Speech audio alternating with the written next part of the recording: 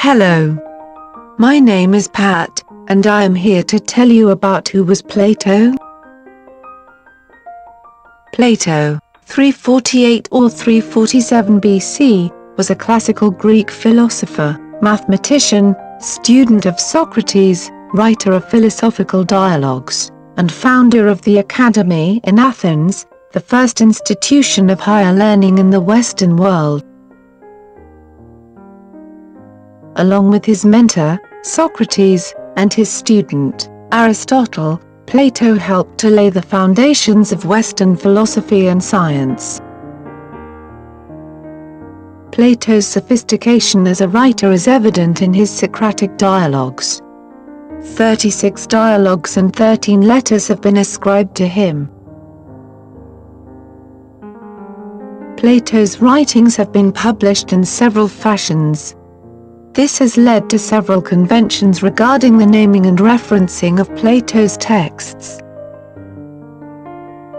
Plato's dialogues have been used to teach a range of subjects, including philosophy, logic, ethics, rhetoric, and mathematics.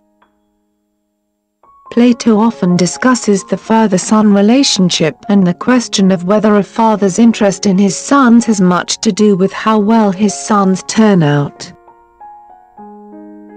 A boy in ancient Athens was socially located by his family identity, and Plato often refers to his characters in terms of their paternal and fraternal relationships. Socrates was not a family man, and saw himself as the son of his mother, who was apparently a midwife. A divine fatalist, Socrates mocks men who spend exorbitant fees on tutors and trainers for their sons, and repeatedly ventures the idea that good character is a gift from the gods. Crito reminds Socrates that orphans are at the mercy of chance, but Socrates is unconcerned. In the Theaetetus, he is found recruiting as a disciple a young man whose inheritance has been squandered. Socrates twice compares the relationship of the older man and his boy lover to the father-son relationship, and in the Phaedo, Socrates' disciples, towards whom he displays more concern than his biological sons, say they will feel fatherless when he is gone. Platonism is a term coined by scholars to refer to the intellectual consequences of denying, as Socrates often does, the reality of the material world. In several dialogues, most notably the Republic, Socrates inverts the common man's intuition about what is knowable and what is real. While most people take the objects of their senses to be real if anything is, Socrates is contemptuous of people who think that something has to be graspable in the hands to be real. In the Theaetetus, he says such people are euomosoi, an expression that means literally, happily without the muses, Theaetetus 156a. In other words, such people live without the divine inspiration that gives him, and people like him, access to higher insights about reality. The theory of forms typically refers to the belief expressed by Socrates in some of Plato's dialogues, that the material world as it seems to us is not the real world, but only an image or copy of the real world.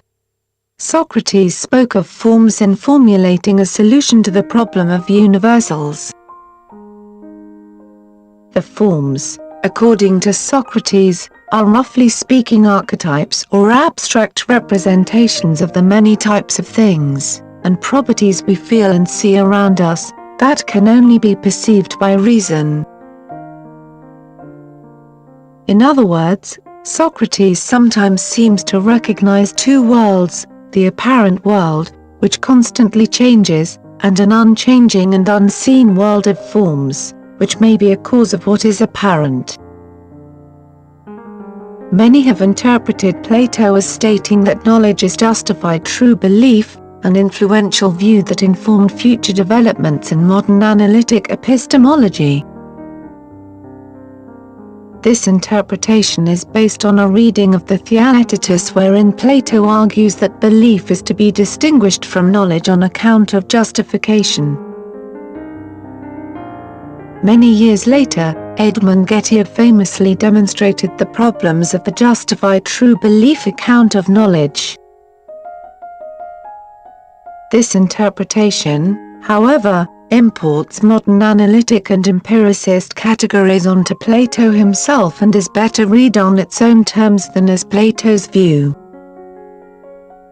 Plato's philosophical views had many societal implications, especially on the idea of an ideal state or government.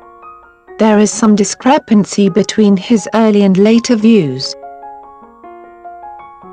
Some of the most famous doctrines are contained in the Republic during his Middle period, as well as in the Laws and the Statesman. However, because Plato wrote dialogues, it is assumed that Socrates is often speaking for Plato. This assumption may not be true in all cases.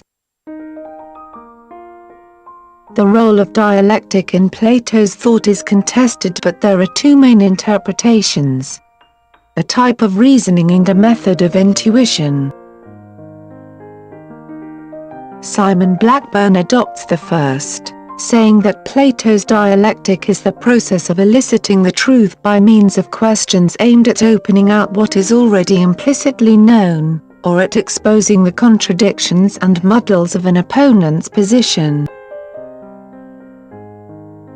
Karl Popper, on the other hand, claims that dialectic is the art of intuition for visualizing the divine originals, the forms or ideas, of unveiling the great mystery behind the common man's everyday world of appearances.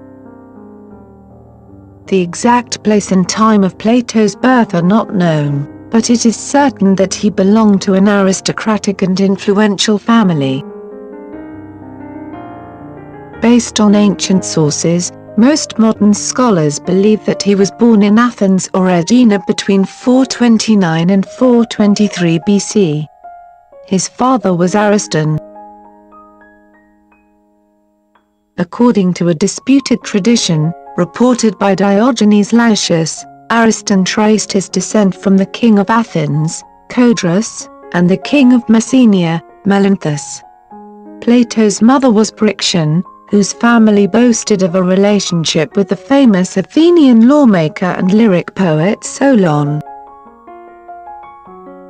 Pryxian was sister of Charmides and niece of Critias, both prominent figures of the 30 Tyrants, the brief oligarchic regime, which followed on the collapse of Athens at the end of the Peloponnesian War, 404–403 BC. Besides Plato himself, Ariston and Pryxian had 3 other children.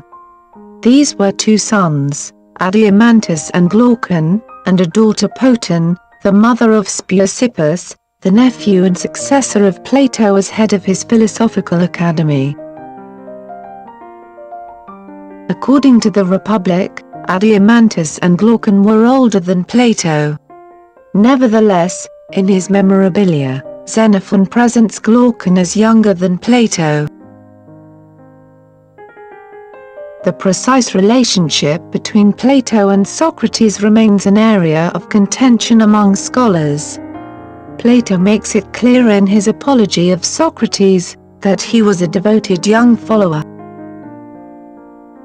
In that dialogue, Socrates is presented as mentioning Plato by name as one of those youths close enough to him to have been corrupted, if he were in fact guilty of corrupting the youth, and questioning why their fathers and brothers did not step forward to testify against him if he was indeed guilty of such a crime. Later, Plato is mentioned along with Crito, Critobulus, and Apollodorus as offering to pay a fine of 30 minas on Socrates' behalf, in lieu of the death penalty proposed by Meletus. In the Phaedo, the title character lists those who were in attendance at the prison on Socrates' last day, explaining Plato's absence by saying, Plato was ill. Plato often discusses the father-son relationship and the question of whether a father's interest in his sons has much to do with how well his sons turn out. A boy in ancient Athens was socially located by his family identity, and Plato often refers to his characters in terms of their paternal and fraternal relationships.